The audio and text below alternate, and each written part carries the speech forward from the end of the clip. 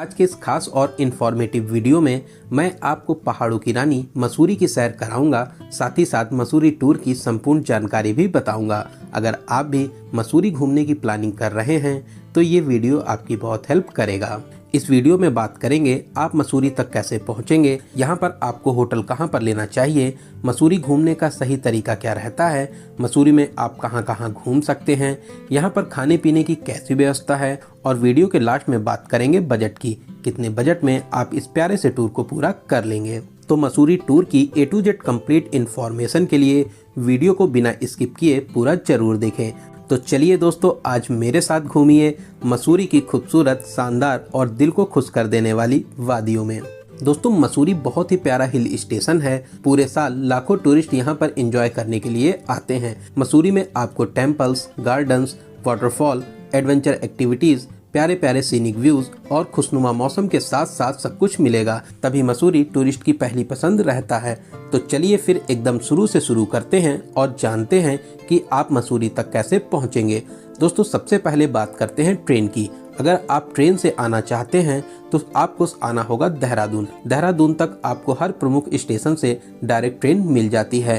देहरादून से मसूरी की दूरी 33 किलोमीटर की रहती है। रेलवे स्टेशन के बाहर से आपको शेयरिंग टैक्सी मिल जाएंगी, जिसमें आपसे 100 से 120 रुपए का चार्ज करते हैं। वहीं आप अगर रिजर्व प्राइवेट टैक्सी करके जाना चाहते हैं तो इसमें वन साइड का आपसे 1200 से 1500 रुपए का चार्ज करते हैं।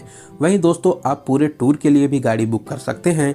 इसमें आपसे 4000 से 5000 रुपए का चार्ज करते हैं। सभी प्लेसेस पे घुमाने और वन नाइट स्टे के बाद में वापस आपको यहीं पे ड्रॉप कर देते हैं। होटल्स और पार्किंग के चार्जेस आपको अलग से देने रहते हैं। वहीं मसूरी घूमने के लिए आप रेंटल बाइक या स्कूटी लेकर भी जा सकते हैं। स्टेशन से मात्र 100 मीटर की दूरी पर ही मेन मार्केट है। यहीं पर आपको बहुत से रेंटल बाइक की शॉप्स मिल जाएंगी। वीडियो में आप इनके नाम और नंबर देख सकते हैं। बाइक्स की रेट की बात करें तो 800 से 1000 में आपको बाइक मिल जाती है। वहीं स्कूटी आपको 600 रुपये पर डे के हिसाब से मिल जाएगी। पेट्रोल आपको खुद डलवाना रहेगा। 200 रुपये के पेट्रोल में आप पूरे मसूरी को बहुत ही आराम से घूम लेंगे। बाइक या स्कूटी लेने के लिए आपके पास में डीएल होना जरूरी है। और दोस्तों, अगर आप बस के माध्यम से मसूरी तक जाना चाहते हैं तो रेलवे स्टेशन से मात्र 50 मीटर की दूरी पर ही पर्वतीय डिपो बस स्टैंड बना हुआ है। यहाँ से आपको हर 15 से 20 मिनट में मसूरी तक के लिए बस मिल जाती हैं। बस में आपसे 60 से 70 रुपए का चार्ज करते हैं। बस वाले मसूरी में आपको लाइब्रेरी चौक बस स्टैंड या पिक्चर हॉल बस स्टैंड के पास में उतारते हैं। दोस्तों, आप पहले ही पूछ लीजिए, मेरे हिसाब से लाइब्रेरी चौक बस स्टैंड आपके लिए ज़्यादा अच्छा रहता है। वहीं अगर आपकी प्लानिंग बाय फ्लाइट आने की है तो आप देहरादून के जॉली ग्रांट एयरपोर्ट तक आने के बाद में बस या टैक्सी के माध्यम से मसूरी तक पहुंच सकते हैं। वहीं बहुत से लोग अपनी खुद की कार से भी इस टूर को कवर करते हैं। अगर आप अपनी कार से आना चाहते हैं तो यहाँ पर आपको बहुत सी जगह पर कार पार्किंग फैसिलिटीज भी मिल जाती है। जैसे ही आप मसूरी में एंट्री करते हैं, यहीं पर मल्टी लेयर पार्किंग स्टैंड बना हुआ है। वहीं लाइब्रेरी चौक बस स्टैंड के पास में भी आपको पार्किंग स्टैंड मिल जाता है। या आप लाइब्रेरी चौक से 100 से 150 मीटर आगे बढ़ते हैं तो केम्प्टी वाटरफॉल रोड पर मल्टी लेयर पार्किंग बनी हुई है। आप आराम से यहाँ पर अपनी गाड़ी को पार्क कर सकते हैं। साथ ही मसूरी में मैक्सिमम होटल्स में आपको कार पार्किंग फैसिलिटीज भी मिलती है। दोस्तों, देहरादून से मसूरी तक का रास्ता बहुत ही प्यारा है। पहाड़ों के चारों ओर घूमने और बहुत ही खूबसूरत और शानदार सफर पूरा करके अब हम लोग आ चुके हैं पहाड़ों की रानी मसूरी में। तो चलिए अब हम लोग बात करते हैं आपको होटल कहाँ पर लेना चाहिए। दोस्तों, आप मॉल रोड पर होटल ले सकते हैं। यहाँ पर भी बहुत ही अच्छे होटल बने हुए हैं। या जब आप लाइब्रेरी चौक से केम्प्टी वाटरफॉल रोड पर 50 मीटर आगे बढ़ते हैं तो यहाँ पर भी बहुत ही अच्छे अच्छे होटल बने हुए हैं। यहाँ पर आप होटल विष्णु, होटल देव परिमल, होटल दोपहर और भी बहुत से होटल हैं, यहाँ पर रुक सकते हैं। मैं आपको एडवाइस करूंगा आप होटल दोपहर में रुक सकते हैं। इस होटल के सामने ही मल्टी लेयर पार्किंग भी बनी हुई है। साथ ही साथ इस होटल में भी आपको पार्किंग फैसिलिटीज मिल जाती हैं। दोस्तों, मसूरी में होटल्स के रेट थोड़े से हाई रहते हैं। यहाँ पर होटल्स की रेट की बात करें तो यहाँ पर 1500 से होटल स्टार्ट हो जाते हैं। वहीं आप 5000, 10,000, 15,000 तक के बजट में बहुत ही अच्छा सा रूम ले सकते हैं। और अब हम लोग जानते हैं कि आप मसूरी में कहां कहां घूम सकते हैं और यहां पर घूमने का सही तरीका क्या रहता है। दोस्तों, जब आप देहरादून से मसूरी आते हैं तो रास्ते में ही आपको 4 प्लेसेस पड़ते हैं जहां पर आप घूमने जरूर जाइए। मैं आपको एडवाइस करूंगा 2 प्लेस आप आते समय कवर कर लें और 2 प्लेसेस आप मसूरी से वापस जाते समय कवर कर सकते हैं। मसूरी आते टाइम रास्ते में ही बहुत ही प्यारा श्री प्रकाशेश्वर महादेव मंदिर पड़ता है। ये मंदिर बहुत ही अद्भुत और भव्य शैली में बना हुआ है। यहाँ पर आप महादेव जी के अलौकिक दर्शन कर सकते हैं। दोस्तों, बहुत ही प्यारा और दिव्य स्थान है, आप यहाँ पर रुककर दर्शन जरूर करें। यहाँ से 12 किलोमीटर आगे जाने पर हम लोगों का अगला प्लेस पड़ता है भट्टा फॉल। यहाँ पर भी मैक्सिमम टूरिस्ट घूमने जरूर आते हैं। यहाँ से मसूरी के नज़ारे बेहद शानदार और खूबसूरत लगते हैं। भट्टा फॉल तक जाने के लिए आपको मेन रोड से नीचे जाना रहता है। आप यहाँ पर रोपवे से जा सकते हैं। अगर आपके पास में बाइक या स्कूटी है तो आप बाइक या स्कूटी से भी नीचे तक जा सकते हैं। रोपवे में राउंड ट्रिप के लिए 150 रुपए का टिकट लगता है। दोस्तों, यहाँ पर बहुत ही प्यारा नेचुरल वाटरफॉल है, आप यहाँ पर बहुत ही अच्छे तरीके से एंजॉय कर सकते हैं। वहीं पानी के बीचों बीच में बहुत से रेस्टोरेंट भी बने हुए हैं। पानी के बीचों बीच बैठकर आप खाने पीने का मजा ले सकते हैं। साथ ही साथ यहाँ पर एडवेंचर पार्क भी बना हुआ है जहाँ पर आप बहुत सी एक्टिविटीज को एंजॉय कर सकते हैं। आप यहाँ पर बोटिंग कर सकते हैं, स्विमिंग का मजा ले सकते हैं। साथ ही साथ आप यहाँ पर अपनी प्यारी प्यारी फोटोशूट जरूर कराइए। तो अब हम लोग चलेंगे मसूरी। जो हम लोगों के 2 प्लेसेस बचे हैं वो वापसी के टाइम पर हम लोग कवर कर लेंगे। तो दोस्तों, हम लोग वीडियो के उसी पार्ट पर फिर से आ जाएंगे जहाँ पर हम लोग होटल ले चुके थे और अब हम लोग चलेंगे मसूरी की बहुत ही फेमस प्लेस केम्प्टी वाटरफॉल में एंजॉय करने के लिए, जो मसूरी से लगभग 15 किलोमीटर की दूरी पर स्थित है। यहाँ तक आप शेयरिंग टैक्सी या बस से भी जा सकते हैं। वहीं आप अगर खुद की कार, स्कूटी या टैक्सी से आ रहे हैं तो केम्प्टी वाटरफॉल एंट्री पॉइंट से पहले ही आपको बहुत से पार्किंग स्टैंड मिल जाएंगे जहाँ पर आप अपनी गाड़ी को पार्क कर सकते हैं। दोस्तों, सामने ही आप एंट्री गेट देख सकते हैं। बहुत ही छोटा सा एंट्री पॉइंट है। यहीं से हम लोगों को नीचे की ओर चलना है। दोनों साइड मार्केट बनी हुई है। कुछ सीढ़ियां नीचे आने के बाद में सामने रोपवे पॉइंट बना हुआ है। दोस्तों, यहाँ से आप अगर रोपवे से जाना चाहते हैं तो 200 रुपए पर पर्सन का चार्ज देके आप नीचे तक जा सकते हैं।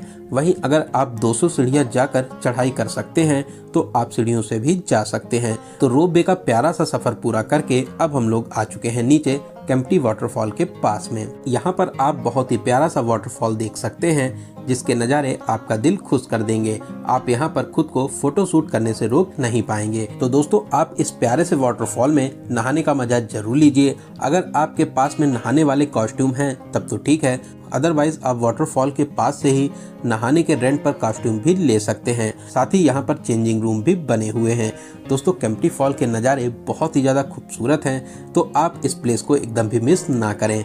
दोस्तों, यहाँ से कुछ ही दूरी पर आप बहुत सी एडवेंचरस एक्टिविटीज़ भी कर सकते हैं। यहाँ पर आप जिप लाइन का मजा ले सकते हैं, जाइंट स्विंग में एंजॉय कर सकते हैं, स्काई ड्राइविंग कर सकते हैं और भी बहुत सी एक्टिविटीज़ हैं जिनको आप यहाँ पर एंजॉय कर सकते हैं। तो यहाँ पर 1 से 2 घंटे एंजॉय करने के बाद में अब हम लोग फिर से मसूरी साइड वापस आ जाएंगे। मसूरी से कुछ ही किलोमीटर पहले कंपनी गार्डन के लिए रास्ता जाता है, तो अब हम लोग चलेंगे कंपनी गार्डन में एंजॉय करने के लिए। दोस्तों, कंपनी गार्डन जाते टाइम रास्ते में ही बहुत ही फेमस IAS ट्रेनिंग सेंटर भी बना हुआ है जो लबासना के नाम से फेमस है। दोस्तों, यहाँ पर हमारे ऑल इंडिया में सेलेक्टेड IAS लोगों की ट्रेनिंग होती है। तो चलिए, अब हम लोग पहुँच चुके हैं कंपनी गार्डन। दोस्तों, यहाँ पर 50 रुपए का एंट्री टिकट लगता है। पार्क के अंदर जैसे ही आप आते हैं सामने ही फव्वारा आपका स्वागत करने के लिए तैयार है। पार्क के अंदर बहुत ही प्यारे प्यारे फूल और बहुत सी प्रजातियों के पेड़ और पौधे आपको देखने को मिल जाएंगे। पार्क के अंदर ही आप बोटिंग का भी मजा ले सकते हैं। यहाँ पर खाने पीने के लिए भी रेस्टोरेंट बने हुए हैं। साथ ही यहाँ पर वैक्स म्यूजियम भी बना हुआ है। अगर आप वैक्स स्टैचू देखना चाहते हैं तो आप वैक्स म्यूजियम में भी जा सकते हैं। 1 से 2 घंटा एंजॉय करने के बाद अब हम लोग वापस अपने होटल में आ जाएंगे, कुछ देर आराम करेंगे और अब हम लोग शाम को चलेंगे मसूरी की खूबसूरत मॉल रोड पर घूमने के लिए। दोस्तों, मसूरी की मॉल रोड लाइब्रेरी चौक और पिक्चर पैलेस बस स्टैंड को जोड़ती है जो लगभग 4 किलोमीटर लंबी है। शाम को लाइट्स में इस मॉल रोड की खूबसूरती में 4 चांद लग जाते हैं।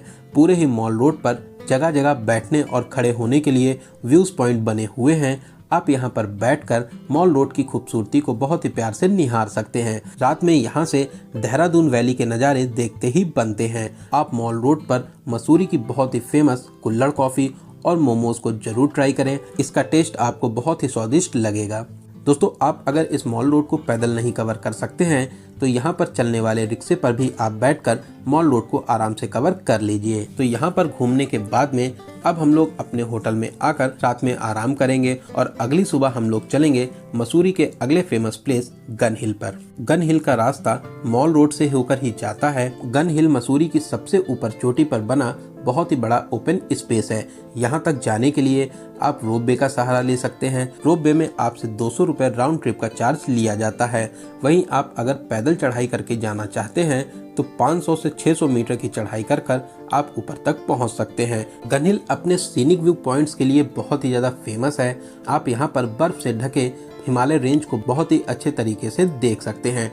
गन हिल पर बहुत से शॉप्स बनी हुई हैं जहां पर आप शॉपिंग भी कर सकते हैं। साथ ही साथ आप यहां पर गेम्स को भी ट्राई कर सकते हैं। यहां पर खाने पीने के लिए भी बहुत ही प्यारे प्यारे रेस्टोरेंट बने हुए हैं। साथ ही साथ यहां से मसूरी के नज़ारे देखते ही बनते हैं। दोस्तों, यहां पर शनिदेव और हनुमान जी का मंदिर भी स्थापित है। आप यहां पर दर्शन भी कर सकते हैं। साथ ही साथ यहां पर माता रानी का भी मंदिर बना हुआ है। आप यहाँ पर भी जाकर माता रानी के दर्शन कर माता रानी का आशीर्वाद प्राप्त कर सकते हैं। तो दोस्तों, 1 से 2 घंटे एंजॉय करने के बाद में अब हम लोग फिर से नीचे आ जाएंगे। इन प्लेसेस के अलावा आप जॉर्ज एवरेस्ट पर घूमने जा सकते हैं। ये भी प्लेस बहुत ही ज़्यादा अच्छा है। यहाँ पर आप हेलीकॉप्टर राइड भी कर सकते हैं। इसके अलावा आप लाल टिब्बा पर घूमने जा सकते हैं।